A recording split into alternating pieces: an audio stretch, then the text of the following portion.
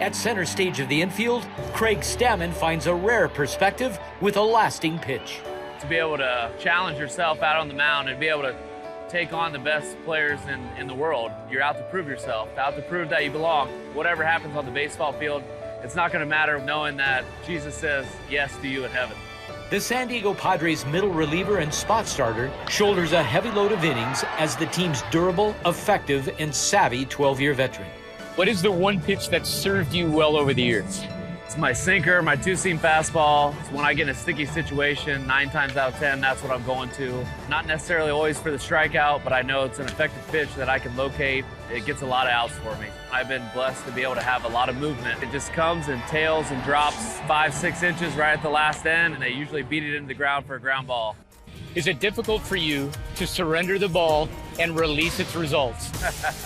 I think that's the only way to pitch, or to be sane while pitching. Really, the only thing that I can control is got the grip, got our mindset on throwing that pitch exactly where we want to at that time, and we let it go. You got to throw everyone like it's the, last out of the World Series. A performance-based business, where does your affirmation come from? It's a good question. I like having success on the mound. I'm working hard to have that success, but I know the results aren't determining whether or not I'm a beloved child of God. So I think remembering that on a constant daily basis, being strong in the Word and understanding the real truth gives you a whole lot more peace and joy when you're out there being able to do something that God has blessed you to do. You come alongside young pitchers to help them mute that voice of doubt.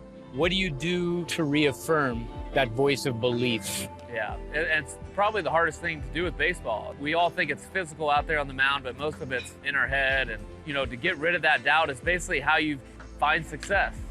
And knowing that you can trust the abilities that you work on a daily basis, it's fun to just go out there and use them and see if they're good enough.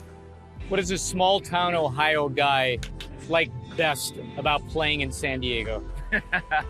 It's different, and both worlds are the best. I can go back to Ohio and live in that small town and be in the middle of nowhere, have nothing but a cornfield in front of me. Or I can come back to San Diego, get to play in the sunshine, the beach, anything at your disposal, play golf whenever you want, and be at this beautiful park, Petco Park. You realize the vast blessings this world provides.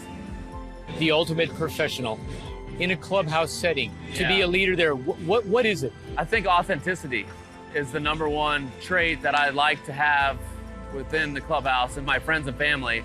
I hope that who I was when I was 21, personality-wise, the same guy I am after so many seasons in the major leagues. I am who I am, and I want to be authentic, and that attribute has definitely helped me be a leader amongst my peers and help them feel more comfortable when they're around me. What is it about Jesus Christ, Craig, that has impacted your life? It's turned into my whole entire life. When you're younger, you think of it as an aspect of your life. And I think when I truly became a follower of Christ is when it became a part of every part of my life. Anything that I did, will do, ever do, centered around Jesus and his unconditional love. The importance of how I grew up in the faith, Jesus being at the top of everything, a part of everything that we did, how my parents raised me, has been the greatest gift that I've ever been given. 2 Timothy 1:7. God did not give us a spirit of fear. That verse I say to myself right before the inning starts on the mound. There's a lot of anxiety, there's a lot of fear of failure that goes along with baseball. Timothy, he was known for being timid, and he had to be stronger in his faith to be able to proclaim the good news to the new Christians of that time.